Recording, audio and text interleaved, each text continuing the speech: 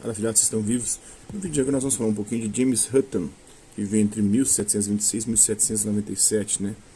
Segundo ele, nenhum vestígio do começo, nem perspectiva do fim a gente pode ter no campo científico, né? O foco dele é a geologia. Antes, né, no século X, o Al-Biruni usou provas fósseis para argumentar que a Terra um dia teria sido submersa no mar. Em 1687, o Isaac Newton argumentou que a idade da Terra poderia ser calculada cientificamente. Em 1779, experimentos do Conde de Buffon sugeriram que uma idade de 70.832 anos para a Terra, mais do que os 6.000 da galera bíblica, né? Que a galera bíblica alega. Mas ainda pouco diante do que se sabe atualmente. Depois, em 1860, John Phillips calculou que a idade da Terra era de 96 milhões de anos. A gente começará a aumentar, né? Mas ainda já impreciso. Mas ela foi ficando cada vez mais velha a partir dos estudos científicos, né? A partir do momento que os estudos científicos começaram a avançar. Em 1862, Lord Kelvin calculou que o esfriamento da Terra produziu uma idade entre 20 milhões e 400 milhões de anos mais tarde, mantendo-a em 20 a 40 milhões de anos. Aí já diminuíram, né? Tinha 96, né? Em 1905, Ernest Rutherford usa a radiação para datar o mineral. Aí é o carbono 14, né? Em 1953, o Clare Patterson estipulou a idade da Terra em 4,55 bilhões de anos, que é a idade atualmente mais aceita, né? Há milênios, as culturas humanas vêm ponderando sobre a idade da Terra. Antes do advento da ciência moderna, as estimativas se baseavam nas crenças em lugar das provas. Foi só no século XVII que o entendimento crescente da geologia terrestre forneceu meios para determinar a idade aproximada do nosso planeta. As estimativas bíblicas, né? No mundo judaico-cristão, as ideias sobre a idade da Terra se baseavam nas descrições do Antigo Testamento. A partir de Adão e Eva, ali, eles faziam os cálculos, né? Porque pegavam a idade de Adão, das gerações, né? No entanto, como esses textos só apresentavam um breve resumo da criação, eram sujeitos a muita interpretação, principalmente sobre a cronologia genealógica complexa que se seguiu à aparição de Adão e Eva, né?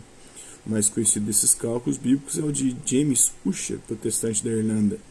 Em 1654, Ussher indicou a data de criação da Terra na véspera do domingo 23 de outubro de 4004 a.C., ou seja, não tem 6.000 e poucos anos, né? Essa data se tornou literalmente sagrada na cultura cristã quando foi impressa em muitas bíblias como parte cronológica do Antigo Testamento. Agora vamos falar da abordagem científica, né? Durante o século X depois de Cristo, estudiosos da Pérsia começaram a considerar a questão da idade terrestre de maneira mais empírica. Al-Biruni, pioneiro na ciência experimental, argumentou que, se fósseis marinhos forem encontrados em terra seca, então essa terra só podia ter sido submersa no mar outrora, né? Ele concluiu que a terra só podia estar evoluindo em longos períodos de tempo. Outro estudioso persa, Avicena, sugeriu que as camadas rochosas tinham sido depositadas umas sobre as outras, né? E aí começa a surgir a teoria das camadas. E é interessante da água, porque isso pode inclusive ter também determinado para que os povos antigos tenham criado as suas narrativas sobre dilúvio ao descobrir fósseis marinhos em terra firme, né? Em 1687, uma abordagem científica da questão foi sugerida por Isaac Newton. Ele afirmou que um corpo volumoso como a Terra levaria cerca de 50.000 anos para esfriar se fosse feito de ferro derretido. O Newton obteve esse cálculo medindo o tempo de esfriamento de um globo de ferro de 1 polegada de diâmetro exposto ao ar quente, né? Newton havia aberto a porta para um desafio científico aos entendimentos anteriores sobre a formação da Terra. Seguindo sua liderança, o naturalista francês Georges-Louis Leclerc, o conde mais conhecido como Conde de Buffon, experimentou com uma grande bola de ferro quente e mostrou que, se a Terra fosse feita de ferro derretido, ela levaria 74.832 anos para esfriar.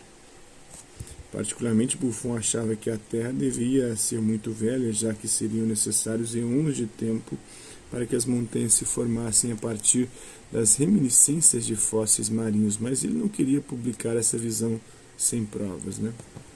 Então, as paisagens são continuamente desnudadas e os destroços depositados no mar.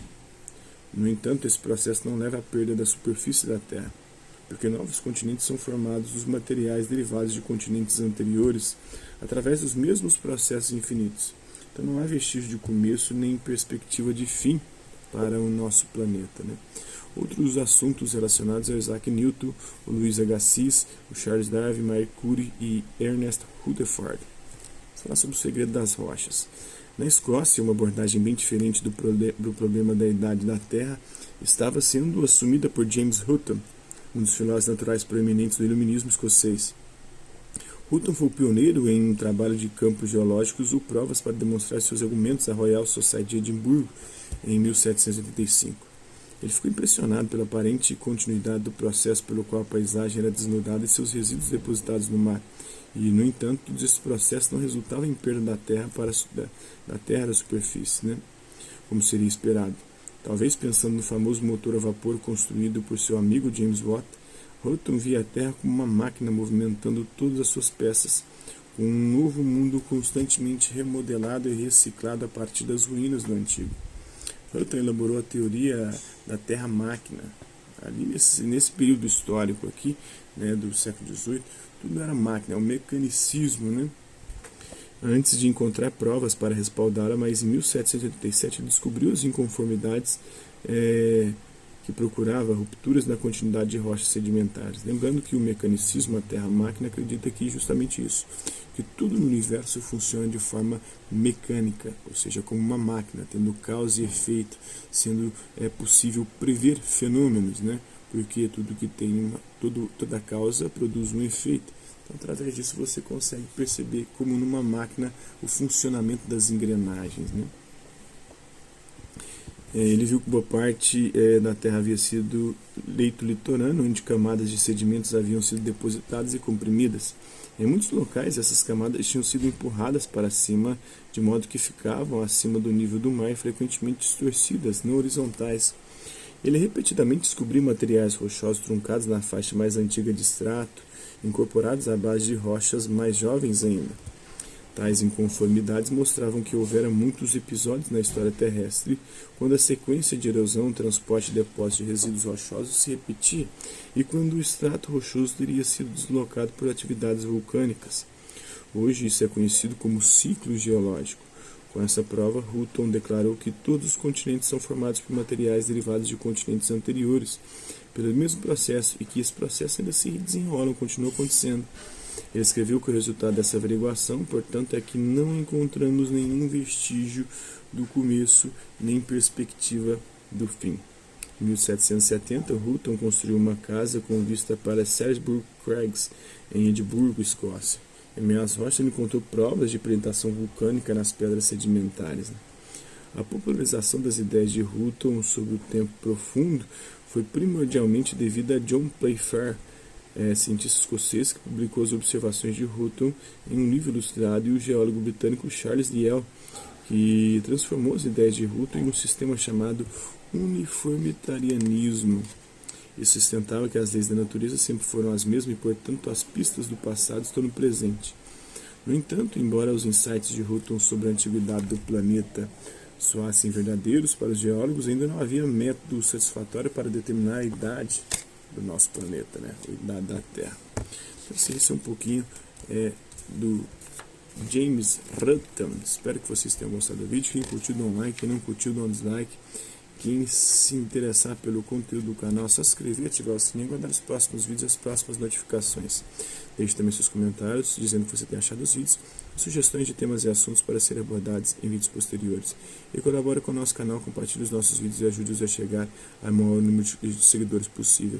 Gostaria de agradecer aos 733 inscritos no nosso canal, agradecer também aqueles que outra por conta de um conteúdo ou outro passam por aqui, deixando sua visualização, seu like, seu dislike, seus comentários, aqueles que compartilham os nossos vídeos, compartilhem o nosso canal, seja aqui nas plataformas do YouTube e outras redes sociais. No mais, é isso aí.